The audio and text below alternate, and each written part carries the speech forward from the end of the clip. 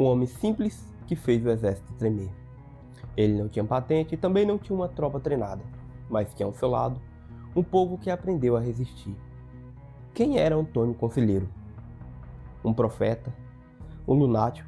Ou o líder mais temido do sertão? Antônio Vicentes Mendes nasceu em 1930, em Quixerubim, no coração do Ceará. Filho de família pobre, os pais sonhavam em vê-lo padre. Naquela época, o clero era uma das poucas formas de ascensão para os humildes. Mas o destino começou a lhe tirar tudo cedo. A mãe morreu quando ele só tinha 4 anos.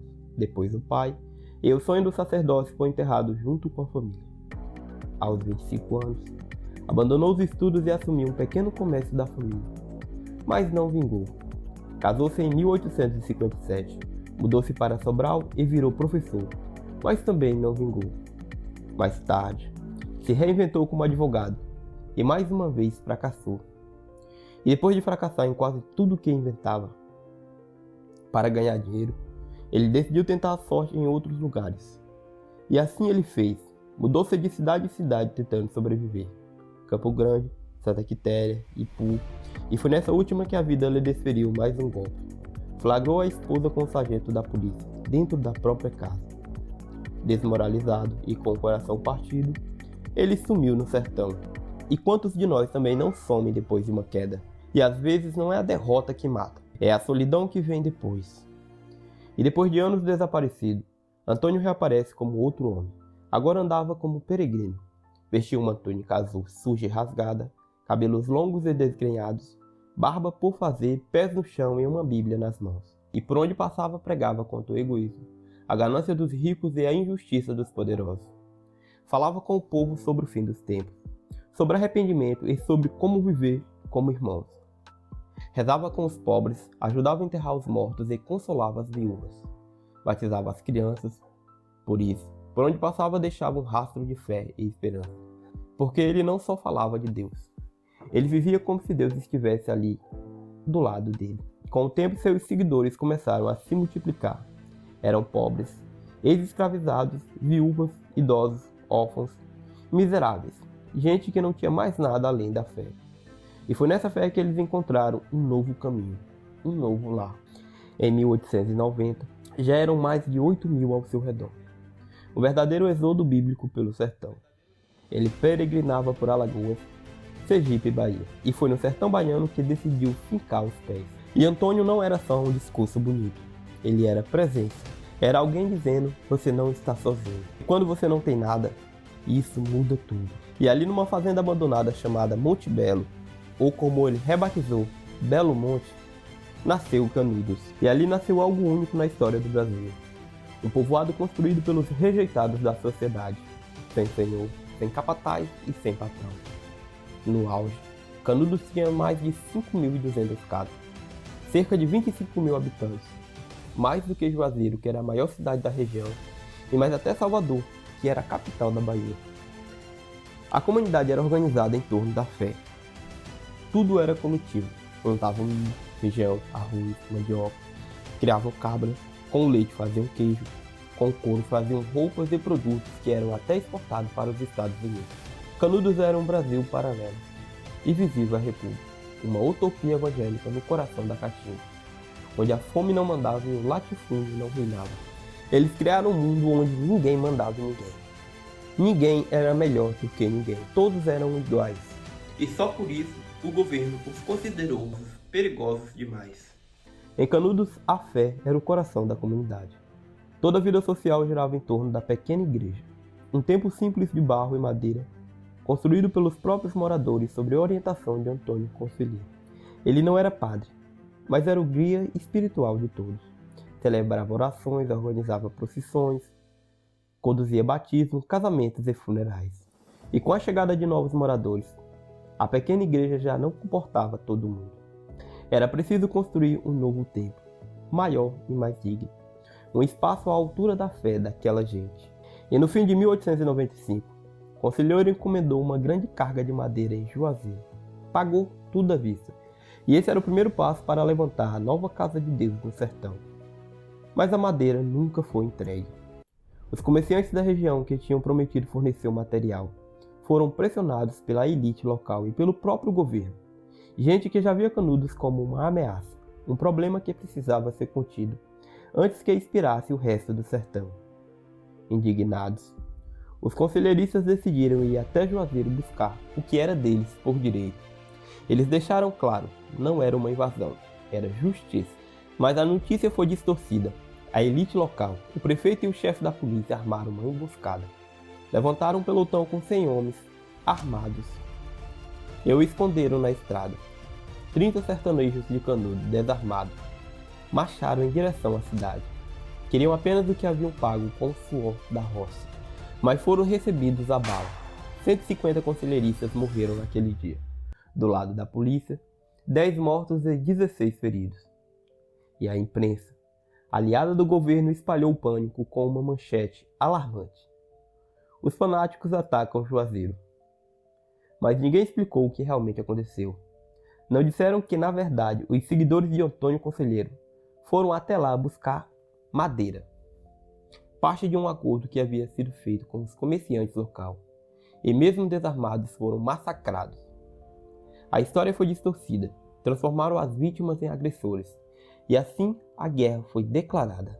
E toda vez que o povo se organiza, alguém com grana se assusta. E isso não parece ser coincidência, isso parece ser padrão. E o governo começou a perceber que Canudos não era só um povoado, era uma fortaleza. Eles não tinham fuzil e nem exército, mas tinham coragem, chão e fé. E com isso o sistema não sabe como lidar. E não demorou muito para a resposta vir com ferro e fogo. O exército foi acionado. Mas havia um detalhe que incomodava ainda mais o governo. O conselheiro era monarquista e a recém-instalada república via nele uma ameaça viva. Um homem que rejeitava os novos impostos e que pregava a união entre igreja e Estado. E que não reconhecia a autoridade de um regime que, segundo ele, nunca estendeu a mão ao povo. Nunca me deram nada e agora querem que eu pague, dizia ele com a Bíblia na mão e o povo na outra. E assim a faísca virou incêndio. Em novembro de 1896, o governo da República enviou a primeira expedição militar contra Canudos. A missão era simples: prender Antônio Conselheiro e destruir o arraial, e dar fim ao que chamavam de ameaça fanática. E o comando foi entregue ao tenente Pires Ferreira, e com cerca de 100 soldados mal preparados e confiantes demais. Acreditavam que encontrariam apenas camponeses desorganizados, mas se enganaram. No caminho, passaram pela vila de Uauá, onde foram surpreendidos durante a madrugada pelos conselheiristas. Combate corpo a corpo, facão contra fuzil e grito contra comando. E ao final, mais de 150 do lado de Canudos. Mas o exército também perdeu homens e munição, e o pior, perdeu sua moral. Pires Ferreira foi forçado a recuar. A missão, que deveria ser rápida e limpa, virou uma humilhação pública. E o nome de Antônio Conselheiro, antes restrito ao sertão, agora ecoava nos jornais do Brasil inteiro. E após a humilhação da primeira tentativa, o governo não podia mais recuar. Organizou às pressas a segunda expedição militar, enviada no fim de dezembro de 1896. E dessa vez, mandaram um contingente maior, cerca de 500 soldados, homens mais bem armados, com artilharia leves e ordens diretas: destruir Canudos. Mas o erro foi o mesmo: subestimaram o sertão, ignoraram o terreno, a resistência popular e a inteligência dos conselheiristas. Na entrada de Canudos, os soldados foram surpreendidos. Armadilhas, tiros certeiros e emboscadas de homens que conheciam cada curva da caatinga. E o combate durou dias. Cada avanço do exército, o povo recuava estrategicamente e depois voltava com mais força. E o resultado? Mais uma derrota vexatória. O exército bateu em retirada novamente e o governo começou a perceber que Canudos não era só um povoado, era uma fortaleza. Eles não tinham fuzil e nem exército, mas tinham muita coragem e fé. E contra isso o sistema não sabe como enfrentar. E após duras derrotas vergonhosas, a República perdeu a paciência e decidiu mandar o que tinha mais de temido: o coronel Antônio Moreira César, mais conhecido como o Corta-Cabeças. E ele era o mesmo oficial que havia reprimido brutalmente a Revolução Federalista no Sul, executando os adversários com violência cirúrgica. Ele partiu para Canudos em fevereiro de 1897, com uma tropa de mais de 1.200 homens, armamento pesado e artilharia moderna, e total confiança. Ele achava que em poucos dias encerraria a rebelião religiosa, mas Canudos era um outro mundo. Logo na chegada, o coronel se deparou com a resistência inesperada. Os sertanejos tinham cavado trincheiras, posicionado vigia dos morros e transformado o solo seco num labirinto de defesa. No primeiro confronto direto, a tropa avançou, mas o terreno, a cerca e a guerrilha popular viraram a maré. Moreira César foi atingido por um tiro certeiro na barriga. Foi levado de volta à base, agonizando, e morreu poucos dias depois. Sem liderança, os soldados recuaram em desespero e deixaram para trás armas, munição e a moral. E esse foi um golpe profundo no orgulho da República. Um povo pobre e descalço do sertão havia derrubado o maior nome do exército. E depois da morte de Moreira César, o governo não tinha mais opção. Agora era tudo ou nada. Em abril de 1897, foi lançada a quarta e última expedição. Uma força imensa com mais de 8.000 soldados, canhões, metralhadoras e suprimentos para meses de cerco. E o comando foi entregue ao general Arthur Oscar. E a ordem era clara, não deixar pedra sobre pedra, e quem se rendesse também morreria.